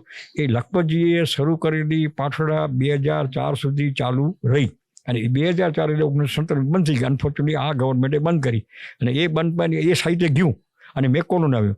પણ હું જે વાત કરતો કે ઉર્જા તમે ક્યાં જાય, તમારું આ શરીર છે તારું. બાપુ ખાલી આના ઉપર ડિટેલમાં વાત કરવી છે, એનાથી પહેલા તમારા લાઈફના 2 ટ્રાન્ઝિશન છે એના ઉપર વાત કરવી છે, પછી આપણે પાઠશાળા અને તમારી અત્યારની એક્ટિવિટી. મારી લાઈફમાં પછી મેં ભણ્યું ને બાપુ, તમે વકીલાત ચાલુ કરી તો એની ત્યારે ટ્રાન્ઝિશન કેવું હતું, સ્ટેટ ઓફ માઇન્ડ કેવું હતું કે આ બિઝનેસ આપણે કેમ થશે? અને પછી બીજો પ્રશ્ન એ છે કે જે ઘણા બધાને છે કે જે તમને અંગત ઓળખે છે, અમે પ્રોગ્રામોમાં સાંભળ્યું છે, સીપી દેવર સાહેબ કે બીજા તમારા મિત્રો છે એના પાસે સાંભળ્યું છે કે પુષ્પદાન જેવો વ્યક્તિ રાજકારણમાં કેમ? હું તને વાત કરું છું પછી વકીલાત સાહેબ પહેલા એક બીજું કહ્યું, વકીલાત કરી મારા ફાધરની થોડીક આર્થિક સ્થિતિ બહુ સારી, પણ બીજી એટલે મેં નોકરી કરી. મેં અહીંયા કને એસટીમાં નોકરી કરી 6 મહિના, એસટીમાં ક્લાર્ક હતો. પછી ઇરિગેશન ડિપાર્ટમેન્ટ 6-7 મહિના કામ કર્યું, ભણતા સાથે પૈસા મળે. પછી ઇન્ડસ્ટ્રી ડિપાર્ટમેન્ટમાં નોકરી કરી. મુંબઈ ગયો તો ન્યૂ ઇન્ડિયા ઇન્સ્યોરન્સમાં નોકરી કરી. એટલે આ નોકરી ઇન્સ્યોરન્સમાં નોકરી કરી, ન્યૂ ઇન્ડિયા ઇન્સ્યોરન્સ કંપનીમાં. ન્યૂ ઇન્ડિયા ઇન્સ્યોરન્સ કંપની બોમ્બેમાં ફોર્ટમાં જતી બિલ્ડિંગ ન્યૂ ઇન્ડિયા ઇન્સ્યોરન્સ, એમાં હું use to sell I served there. એટલે I can get my expenses for the money transaction મળે. એટલે આ વખતે અને પછી વકીલાતમાં શું છે, વકીલાતમાં આજે ઇનામ દાબુદાર એજ્યુકેશન કારણે મારા રિલેશન્સ કચ્છમાં સારા થયા અને જમીન મારી વકીલાત સારી ચાલી ભગવાન દયાથી. અને પછી જો ધીરે ધીરે બધું છે. અને વકીલાત લાઈનમાં તો બાપુ વકીલાત લાઈફમાં તમારું જે સક્સેસ મળ્યું તમને, તો એ બિઝનેસ સાથે સાથે તમે ક્યાંક લોકોની લાગણી સાથે જોડાઈ ગયા, એના પ્રશ્નો સાથે જોડાઈ ગયા? પ્રશ્ન બહુ છે. પછી તો પછી જે એજ્યુકેશન બંધ થઈ ગયું ને પછી તો અમે મારા મિત્રો હતો સુરેશભાઈ અને આનંદભાઈને આ યાદ કરું તો અમે બધા પબ્લિક લાઈફમાં ડેડિકેટ કર્યું. પછી એમાં પબ્લિકમાં એટલે પૈસા કમાવાના કરતાં પબ્લિક સાથે છે. પછી આઈ જોઈન એઝ અ જનસંઘ, એવો છે જનસંઘ. બાપુ એનાથી પહેલા એક કન્સલ્ટન્ટ કહેવાય, લોયર એટલે કન્સલ્ટન્ટ કહેવાય.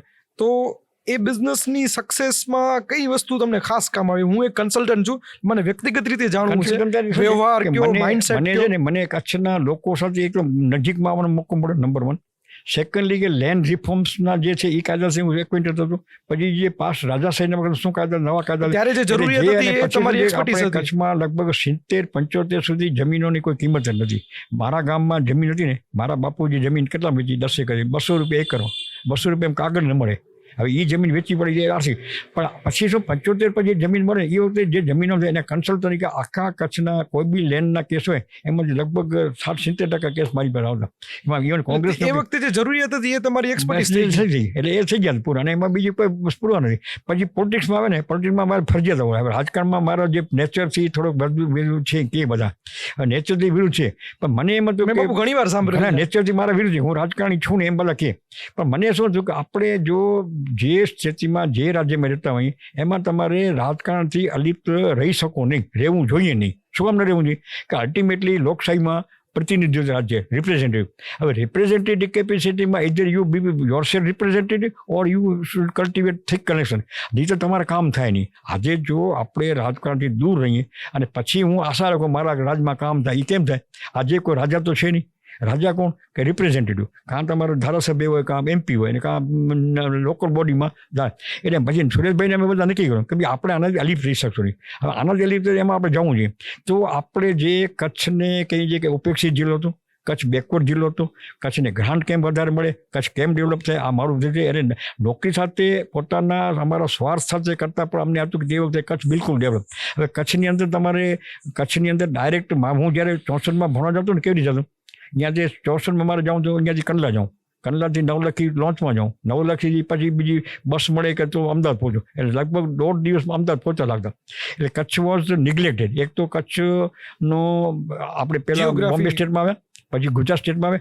એટલે ગુજરાત સ્ટેટમાં આવે ને કચ્છ આખું એક ઇન્ડિવિજ્યુઅલ રિજિયન હતું. કચ્છને રિજિયન ગણતા. કચ્છનો એરિયા હરિયાણા સ્ટેટ અથવા મને એ પૂછવું છે કે એ જે તે વખતે તમે એ મુવમેન્ટના વિટનેસ હતા જ્યારે કચ્છના લોકો એમ ઈચ્છતા હતા કે આને કેન્દ્ર શાસિત પ્રદેશ તરીકે? એ બહુ મોટી. એટલે કચ્છનો નિગ્લેક્ટ ગણાતો. કચ્છનો શું છે, કચ્છનો પછી આપણે રિજિયનમાંથી ડિસ્ટ્રિક્ટ બની ગયો.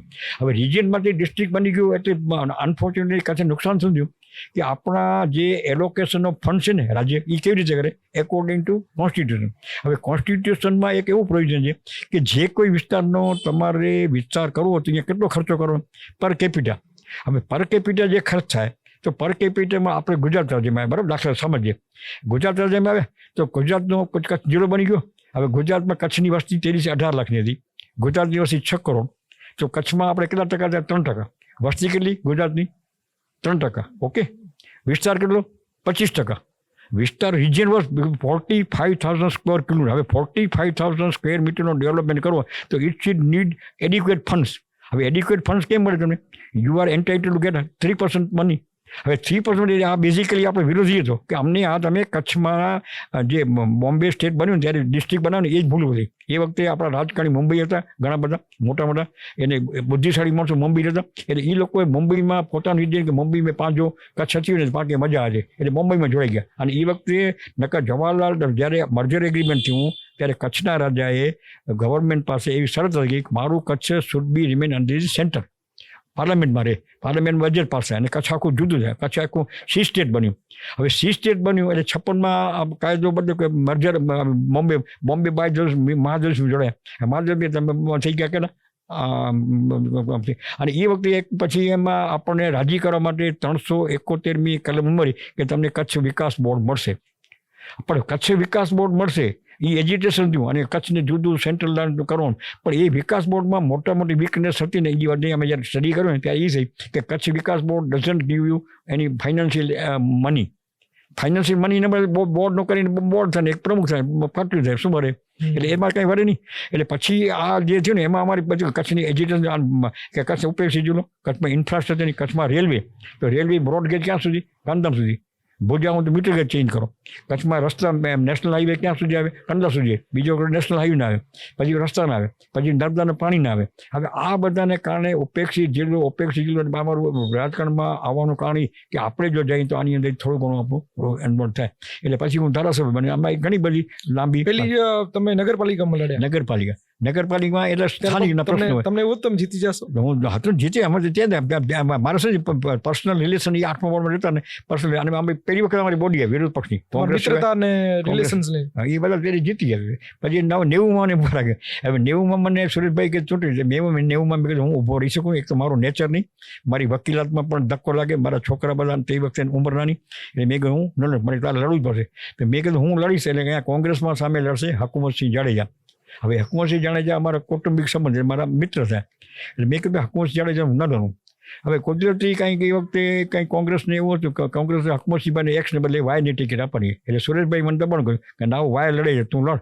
મેં કહ્યું વાય લડે છે, હું લડીશ. એટલે હું લડ્યું એટલે વાય પછી વિડ્રો કર્યું કે એની ટિકિટ પાછી દીધી. એટલે હકુમતસિંહભાઈને એટલે કમ્પલસરી ટિકિટ આપી. એટલે અમે બે સામસામે આવ્યા. એટલે હકુમતસિંહભાઈ ધો ઇઝ 3 times તાલુકા પંચાયતના મેમ્બર. એટલે એનું વર્ચસ્વ તો હોય. ત્રણ ટર્મ એટલે 15 વર્ષના તાલુકા પંચાયત મેમ્બર, ગામો ગામને ઓળખે. અને કોંગ્રેસમાં એટલે એ લોકો લઘુમતીના અને SC/ST વોટ મળે. અને મને તો હું તેની ફ્રેશ આમાં લડવામાં. પણ પછી મને વિશ્વાસ હતો કે આપણે લડશું. અને એ વખતે અમે લડ્યા તો એ લડ્યા એમાં મને ખૂબ સારો મત મળે. 9,000 મતથી હું જીતું. અને એમાં મને મુસ્લિમાનો મત ભાજપને ન મળે એવી એક કન્સેપ્ટ હતી. પણ મુસ્લિમાન મત મેજોરિટી ક્યાં છે? બનીમાં. બીજા મત છે પશ્ચિમમાં. હવે પશ્ચિમ વિસ્તારમાં જે ગામ છે ને, પશ્ચિમ ગામ છે એ ત્યાંના સમાજ એ જાગીરદાર છે. હવે જાગીરદારોનો કેસ મારી પાસે હતો. અને એ જાગીરદારોનો કેસ કેવી રીતે કે એ જાગીરદારોના કેસમાં એ વખતે ઇબ્રાહિમ સુરૈયા કરીને એક મોટો વ્યક્તિત્વનો આખું પશ્ચિમનો હોલ્ડ, પશ્ચિમના 7 ગામ લખાય. હું તમે શરૂ કરો કોરન, દિનારા, ધ્રોબાણા, આ બાજુ કુંડરિયા ગામ, અને આખું પશ્ચિમ વિસ્તાર ખાવડા એ આખું એક મહાલ ગણાતું ખાણ. અને એ બધા જાગીરદાર હતા. એટલે એ લોકો દેવટ નોટ ખેડૂતો, બનીના ખેડૂતો છે ને, બનીના માલધારીને જમીનનો માલિક હક નહીં. ગ્રેઝિંગ રાઇટ કરો, ગ્રેઝિંગ રાઇટ કરી શકે પણ માલિકને, ઓ લોકોને તો માલિકી હક હતો. એ લોકો પાસે એક રખાલની જમીન, કાળો ડુંગર અને ગોરો ડુંગર, એનો અમે કલેક્ટિવલી કેસ લડ્યા. અને કલેક્ટિવલી કેસમાં થોડુંક ટ્રિબ્યુનલમાં જીત્યા, ઘણી લાંબી. અને જીત્યા એટલે એ બધા કીધું કે એટલે 5 વકીલે 5 કે હું લગભગ 10 વર્ષથી વગર પૈસે લડ્યો. અને મને એમાં પશ્ચિમના બધા મુસલમાનના મત મળ્યા હતા. અને એ લોકો જીત્યા. ને પછી તો નર્મદાનો જે પ્રશ્ન હતો એજ્યુકેશન, એમાં જીલુભા સાહેબ બોમ્બેવાળા રહેતા. એમાં અહીંયા કને લામજીભાઈ એન્કરવાળા બધા ભાગ લેતા. જ્યુબિલી ગ્રાઉન્ડમાં મોટો 40-50 હજારનો એક સમય કોંગ્રેસનો રાજ હતું. એટલે એમ એજ્યુકેશન બધા કરતા. એટલે એજ્યુકેશનમાં પછી નર્મદાના પાણીમાં આપણે જે પહેલાં 0.2 મિલિયન એકર ફીટ પાણી મળતું એને પછી 0.5 મિલિયન એકર ફીટ થયું, અને જે ચોમાસામાં 1 મિલિયન એકર ફીટ વધારે પાણી એટલે 2,80,000 એકરને પાણી આપણને મળે એવું બધું કરાવ્યું. અને પછી આ રસ્તો જે કચ્છના અંદર ઇન્ફ્રાસ્ટ્રક્ચર નહોતા. કચ્છની અંદર નેશનલ હાઈવે થાય તો નેશનલ હાઈવેમાં હું જ્યારે પાર્લામેન્ટમાં ગયો તો મારું પહેલું એમ હતું કે ઇન્ફ્રાસ્ટ્રક્ચર વધારવાનું. ઇન્ફ્રાસ્ટ્રક્ચરમાં સામખિયાળી કરી અને કંડલા સુધી 4 લેનિંગ રોડ થાય, કારણ કે કંડલા બંદરનો ટ્રાફિક વધતો હતો અને બહુ જામ, એટલે 4 લેનિંગ રોડ. પછી એના રેલવે પર ઓવરબ્રિજ. હવે એ ઓવરબ્રિજ થાય અને એ વખતે સુરજબારી બ્રિજ પડું થતો હતો. હવે સુરજબારી જો બ્રિજ પડું થાય તો કચ્છ ડિસ્કનેક્ટ થઈ જાય. પાછું તમારે direct Kutch was connected with the Gujarat by road in 1967. Indira bridge ક્યારે બન્યો? 67 પહેલાં there was no direct road link with the Gujarat. તો આપણે ગુજરાતમાં હતા. પછી 96માં પછી આ 2 4 લેનિંગ બન્યો. ક્યાંથી? સામખિયાળીથી કંડલાનું. પછી જેટલા ઓવરબ્રિજ બન્યા, અને એ વખતે હું ઓવરબ્રિજની રજૂઆત કરવા માટે ત્યાંના ડિપાર્ટમેન્ટ પાસે ગયો. ત્યાંના સેક્રેટરીને મળ્યો. મેં કીધું અમારો બ્રિજ પડું થાય છે, બીજો બ્રિજ જરૂર છે. મને કે બીજા બ્રિજની જરૂર તમારી વાત સાચી, તમારી નીડ પણ આઈ એગ્રી, પણ એના માટે ફાઇનાન્સનું શું? ફાઇનાન્સ મેં કહ્યું યુ હેવ ટુ મેનેજ. મને કે અમે 60 કરોડ રૂપિયા આખા ગુજરાતને ફંડ કરીએ છીએ, અને એમાં તમારા ડિસ્ટ્રિક્ટ જે ભાગે આવે કેમ થાય? અને એ વખતે એનો લગભગ ખર્ચો 40-50 કરોડ રૂપિયા બ્રિજનો થાય. મેં કીધું કંઈ નહીં. પછી એ વખતે કંઈક એક નવું એક area development port connectivity programme 400 crore રૂપિયાની એક ગ્રાન્ટ થઈ હતી. મેં કીધું યુ સેન્ટ્રલ લેવલ ઉપર ઇન્ટર મેં કહ્યું you connect my file with this, તો 400 કરોડનો કનેક્ટ એમાં ફાઇન થઈ. એમાં નવો બ્રિજ બન્યો, પછી 4 લેનિંગ બન્યા. પછી નેશનલ હાઈવે આપણો હતો એ આવતો કંડલા સુધી, અને મારી માંગણી હતી it should be extended up to Narayan Sarovar. તો એ જો નારાયણ સરોવર આપણો જો એક વખત રોડ થાય ને તો તમારું ડેવલપમેન્ટ થાય. બ્રોડગેજ પછી જે બીજો બ્રોડગેજ હતો ગાંધીધામથી ભુજ આવે. મારાથી પહેલાં બધા એમપીએ ખૂબ ટ્રાય કરી છે, મેં પણ ટ્રાય કરી એ ભુજથી ગાંધીધામ. પણ એ વખતે પાર્લામેન્ટની અંદર મને બોલવાનો રાતના 3 વાગે ચાન્સ મળે હતો, અને એ વખતે રેલવે મિનિસ્ટર હતા પાસવાન, અને એને બિચારા સારું મેનેજ. અને એ ભુજ કનેક્ટ થયું. એ પહેલાં બ્રોડગેજ થઈ, એટલે બ્રોડગેજ થઈ કનેક્ટ થયા, નર્મદાના પાણી મળ્યા. અને પછી શું છે, પછી ઓટોમેટિક એક એરિયાને તમે ઇન્ફ્રાસ્ટ્રક્ચર આપો તો ડેવલપમેન્ટ થઈ જાય. આવા બધા ઘણા પ્રોજેક્ટ છે ને બધું ઘણી બધી વાતો છે. બાપુ, તમારા પોલિટિકલ લાઈફના મિત્રોની એની ચર્ચા કરશું, પણ એક રિસન્ટ એવું ઇવેન્ટ કહું. હું તમારી સાથે પ્રવાસમાં 3 દિવસ હતો. બરાબર. મેં મારા પપ્પાને વાત કરી તો એ શંભુદાન બાપુ અને કરણીદાન બાપુ સાથે પ્રવાસમાં 5 દિવસ હતા ગુજરાતમાં, કચ્છ દર્શન લઈને. એમણે વાત કરી, મેં હમણાં કીધું હું બાપુ સાથે જવાનો છું, તો કે હું તો શંભુદાન બાપુ સાથે ગયો હતો. શંભુદાન બાપુ મને એ શંભુદાન બાપુનો એક ઇન્સિડન્ટ કહું. 65માં પોતે બહુ બીમાર હતા. પછી એમના પાસે સાહિત્ય ઘણું, એમના મિત્રો ઘણા, અને કચ્છમાં એમને પ્રસિદ્ધિ હતી, સૌરાષ્ટ્રમાં પણ શંભુદાનભાઈ પણ બહુ માન હતું. પછી મને કે મેં બધો ઇતિહાસ લખ્યો છે કચ્છનો. મારા આપણે 10 પેઢીના આપણે આ કચ્છ રાજ્ય સાથે જોડાયેલા છીએ, કચ્છ રાજ્યના આવ્યા છીએ ચારણજી, તો મારે આ ઇતિહાસ છપાવવાની ઈચ્છા છે. મેં કીધું ઇતિહાસ છપાવવાની મને તો કાંઈ તેથી હું આમાં ઇન્ટરેસ્ટ લેતો નહીં ચાણી સાહિત્યમાં. આજે જે ઉર્જાની વાતો કરો એ મને કાંઈ ખબર નથી પડતી. એટલે મેં કીધું હું વકીલાતમાં લાઈન બીજી હતો રાજકારણમાં. મેં કહ્યું મને આમ ખબર ન પડે, પછી હું પછી છપાવું કે ન છપાવું મને ખબર નહીં. મેં કહ્યું આપની હયાતીમાં છપાવવાનું. મને કે છપાવી તો ખરા, પણ એનો કોસ્ટ થાય છે ઘણો બધો, એ કોણ દે આપણને, ખર્ચો ક્યાંથી કરો? અને ઇકોનોમિકલી કહે પણ બહુ ઈચ્છા છે, આનું ઘણું લખ્યું. આવડો મોટો દરદાર ગ્રંથ કચ્છ દર્શન થયા. હવે મેં કીધું જો ભગવાન માતાજીનો હુકમ થઈ ગયા છે. એ વખતે મારી પાસે એક ગુર્જર ગ્રંથ રત્ન કાર્યાલય કચ્છનું છે, અમદાવાદના છે, બહુ મોટી પાર્ટી છે, અને એ લોકો નાના પુસ્તકો, મોટા પુસ્તકો પ્રકાશ કરતા હોય. કાંતિભાઈ શાહ મારા મિત્ર છે, એને એક કેસ લઈને મારી પાસે આવ્યા. મને કે મારો કેસ છે, જમીનનો હશે કે બદલી દીવો કંઈ. તો મેં કીધું ચોક્કસ સારો કેસ લડું, પણ મારો એક કામ કર કે તારું શું કામ છે? મેં કહ્યું મારા બાપુને એક ચોપડી છપાવવાની છે, અને એ તું છાપી, પણ એ મારું કામ, એ હું છાપી દઈશ, પણ શરત એટલી કે તારા શંભુદાનભાઈએ અમદાવાદ. શંભુદાનભાઈની બીમારી હાલત હતી, અને એ વોઝ ધી બ્રીધિંગ લાસ્ટ, જીવે કે ન જીવી હાલત હતી. એક મોટા ડૉક્ટર હતા ગાંગુલી સાહેબ કંડલા પોર્ટના, એ જોવા હતા મારા મિત્ર સાથે. અને પછી આવી હાલતમાં પણ એ અમદાવાદ એને છે ચોપડી છપાય, એના થોડા ઉર્જા વિશે ગમે છે, અને ભગવાન શક્તિ આપે. એટલે એ 6 મહિના અમદાવાદ રહ્યા, અને 6 મહિનામાં કચ્છ દર્શન પુસ્તક છપાવ્યું. પછી કણીદાનભાઈ જે મારા બાપુના ખાસ છે, એટલે કણીદાનભાઈને હોશ કે આ કચ્છ દર્શનનું આપણે જબરદસ્ત એનું વિમોચન વિધિ અમદાવાદમાં થાય. ટાઉન હોલ અમદાવાદમાં વિમોચન વિધિ કરી. પોપટલાલ વ્યાસ કરીને ગૃહમંત્રી આવ્યા, અને ફાધરનું તો સન્માન થાય, અને મોટી, એટલે એ ફાધરને એક એટલું બળ મળ્યું. એ બળ મળવાને પડે એને આનંદ આવવાના કારણે હી લીવડ મોર 10 years. 65થી કરી 84 સુધી એ લીવડ.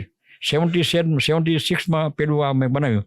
અને એનાથી પહેલાં આપણે બાપુ આનાથી આપણે ચર્ચા ચાલુ કરીને પહેલા વાત કરતા હતા કે આ સાહિત્ય જિંદગીની અંદર કે કોઈની લાઈફની અંદર શું પોઝિટિવ ઇમ્પેક્ટ લઈ આવે છે. આપે તો આ જે કે ઉદાહરણ છે એ પોઝિટિવ કહ્યું. હું તો બતાવી મારા ફાધર મને અનુભવ છે કે સાહેબ એની 10 વર્ષ જિંદગી છે આ કચ્છ દર્શન માત્ર છપાવાના કારણે અમારી ફેમિલીનું સાહિત્યની ઉર્જા છે. અમારી ફેમિલીનું અમારા માટે આ એક મોટી મૂડી બની ગઈ છે. કચ્છ દર્શન મારી મોટી મૂડી બની ગઈ. તમે જે અભ્યાસ કરો છો એમાં તમને જે હૃદયની નજીક જે એવું હોય છે બોલું છું તમે વ્યક્ત કરે આનંદથી બોલું છું આ વ્યક્તિ છે ને આનંદ આવે છે એટલો જ વ્યક્ત થાય મને આનંદ આઈ ગેટ મચ સેટિસ્ફાઈડ. અને એના સિવાય પછી શું છે અંબાદાનભાઈ સાથે સંબંધ થાય પછી બીજા વર્ષ મારા ફાધરના બધા જે ગ્રુપમાં બધા ભેગા થતા વોટ હી વોઝ ગેટિંગ આનંદ એવું મને મારો ગ્રુપમાં અમે આનંદ કરી છે. અને અત્યારે છેલ્લે એક તને વાત કરી દઉં કે મને બહુ આનંદ છે બધાને જણાવતા તને પણ જણાવતા કે કચ્છના છેલ્લા આપણે રાજવી તરીકે કંઈ તો મારોશ્રી પ્રાગમલજી ત્રીજા હતા.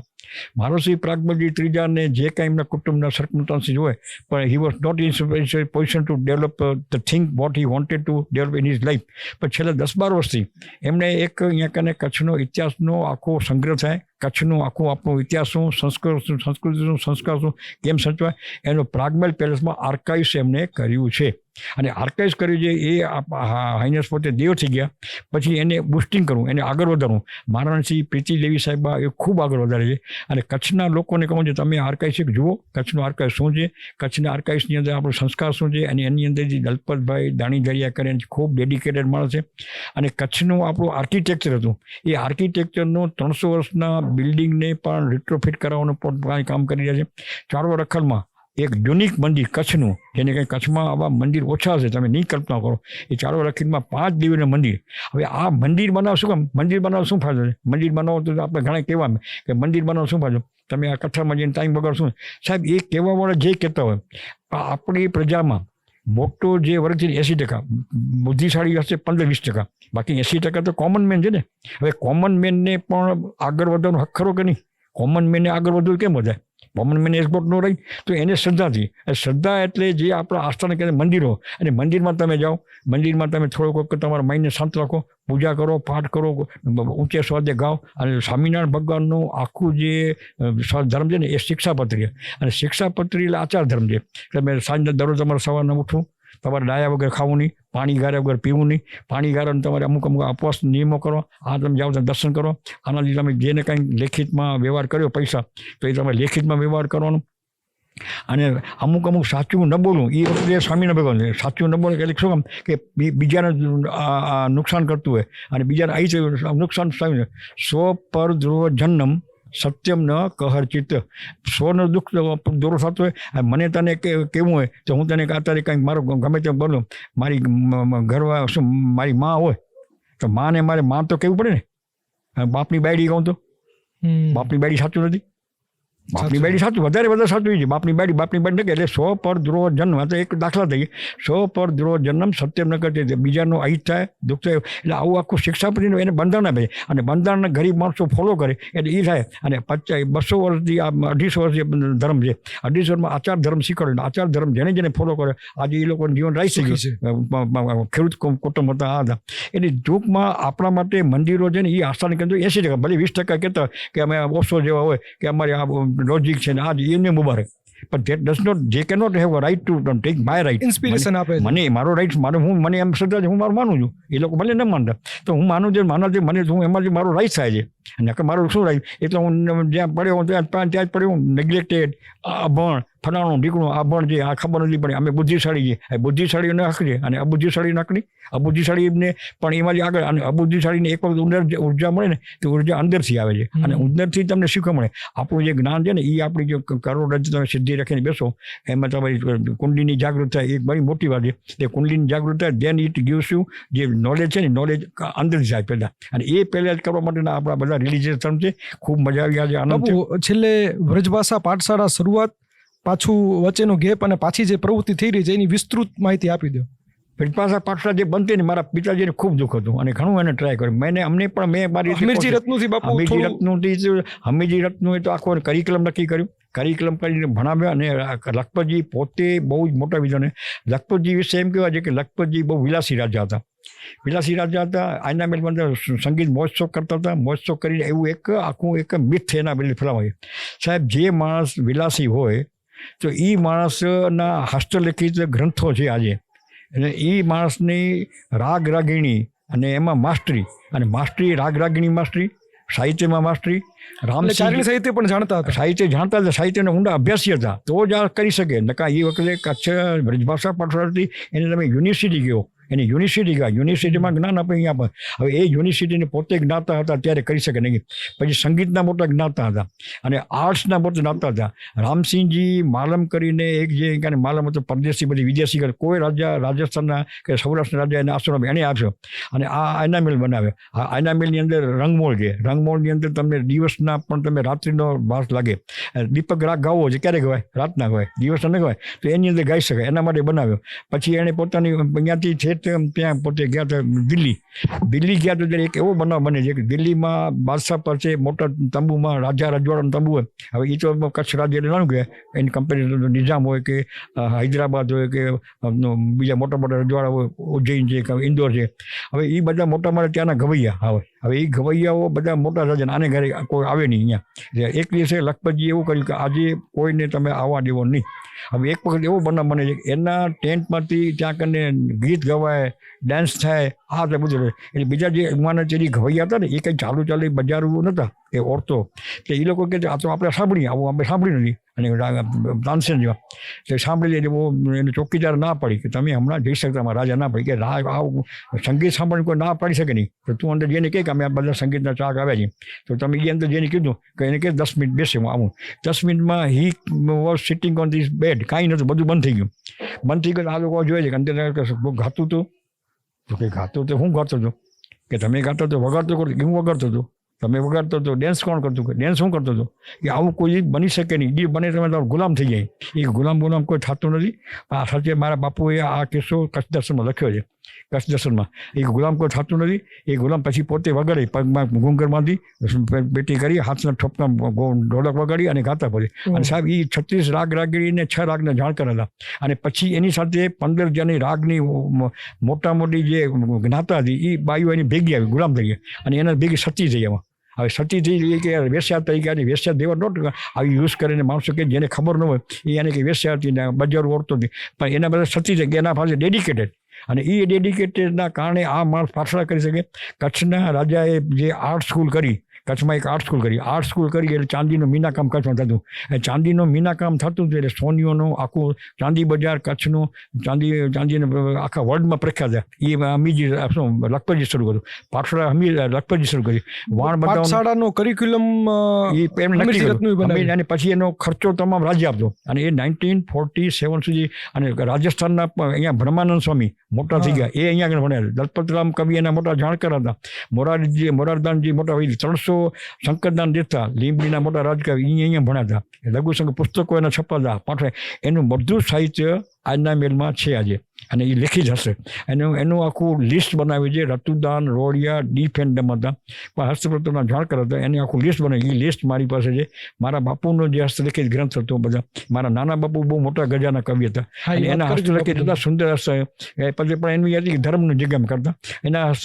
એ બધું એ પણ ભણ્યા ત્યાં. એટલે આવા તો 300 વિદ્યાર્થી ભણ્યા હતા. એની લિસ્ટ છે. અને આ બધું નવી પ્રજાને જાણવા માટે એના હું પ્રયત્ન કરું છું. અને કચ્છ યુનિવર્સિટીમાં એમનું કરિક્યુલમ ને બધું છે, લાઇબ્રેરી બની. એને બ્રજભાષાનું વ્યાકરણ, બ્રજભાષાનો શબ્દકોશ, એક શબ્દકોશ તમે કંઠસ્થ કરવો પડે. ખૂબ આનંદ થયો તને જોઈને, તમને તમારી ટીમને ખૂબ અભિનંદન. દર્શકોને પણ મારા ફાઇનલ મેસેજ આપી દો આશીર્વાદ સ્વરૂપે. આશીર્વાદ તરીકે અમને ખૂબ આનંદ થાય આજે. મને આ મારી ઈચ્છા હતી કે આવું ઓડિયો વિડીયો થાય. એટલે ઓડિયો વિડીયોમાં આજે તે એક મને ચાન્સ આપ્યો કે આજુ એ મળશું છું. એટલે એ હજી આપણે બીજું ભવિષ્યમાં ક્યારે વધારે એક સબ્જેક્ટ લઈને ડેવલપ કરશું. એના ઘણા બધા સાહિત્ય છે. આખું બ્રજભાષા પાઠવાનું કરો સો દેટ આઉટસાઇડ નહીં. અને આમાં મારી ઈચ્છા છે કે આ ગુજરાતી કરતાં હિન્દીમાં કરવું જોઈએ. કારણ કે આજે ગુજરાતમાં ચારણ સાહિત્ય અને ચારણી સાહિત્ય ગુજરાતમાં ખબર પડે, પણ તમે મદ્રાસમાં જાઓ તો શું, મદ્રાસમાં ખબર નથી કોઈને ચારણી સાહિત્ય. એટલે એ વખતે જસવંતસિંહજી જ્યારે મિનિસ્ટર હતા ત્યારે મને એક દી બોલાવીને કીધું કે ચારણી સાહિત્યનું આપણે કંઈ કરવું જોઈએ. મને કાંઈ ખબર નથી. પછી મેં બધા એક્સપર્ટ બનાવીને એક અમે ચારણી સાહિત્ય શોધ સંસ્થાનની રચના કરી. અને એ બધા હિન્દીમાં પુસ્તકો બહાર પડ્યો. અને એનો અમારે એને ટ્રસ્ટમાં પોતે પ્રમુખ હતા. અને 4 વોલ્યુમ નક્કી કર્યા. અને એ 4 વોલ્યુમમાં પહેલાં શરૂઆતમાં કોણ આવે, ચારણી સાહિત્ય સૌથી મોટા આપણા મહાત્મા ઈશ્વરદાસ યાદ આવે. અને ઈશ્વરદાસજીનું પહેલું પુસ્તક યાદ આવે હરિરસ. હરિરસ હાથોહાથ દ્વારકાધીશને આપ્યું હતું. ત્યારે રાધિકાજીએ કીધું બાપને યાદ વાત કરી મને બોલ્યું કે એટલે દેવ્યાણ હતું. દેવ્યાણ એટલે આખું તમારું ચંડીપાઠ એમાં આવી જાય. પછી હાલા જલારા કુંડલિયા વીરસનું અદ્ભુત પુસ્તક. અને પછી ગુણ નિંદા સ્તુતિ. અને ગુણ નિંદા સ્તુતિ ભગવાનની નિંદા કરી તું ઠગારો હતો ચોર કહીને પણ તોય એટલે આવું બધું છે. હજી એના પછી એના ઘણા ઈચ્છા હતી. અવતાર ચરિત્ર મહાત્મા નરોદસ છે એ પણ ગુજરાતીમાં છપાય એ મારી ઈચ્છા છે. મારા પાંડવ યશેન્દ્ર ચંદ્રિકા મહાભારત સાર એ પણ આપણું ધીરે ધીરે ગુજરાતીમાં છે પણ એ છપાય એવા ઘણા બધા કામ થાય. ધીરે ધીરે જેટલી માતાજીની હશે ઈચ્છા જેટલું માતાજીની ઈચ્છા છે કરતો. તમને બધાને ધન્યવાદ. મને પણ ખૂબ આજે જરાક તમારી રજા લઈશ મારે જવું છે. તમે છોકરાઓને પણ આજે ઘણો ટાઈમ દીધો 2 કલાક થઈ ગયા. ધન્યવાદ. જય માતાજી.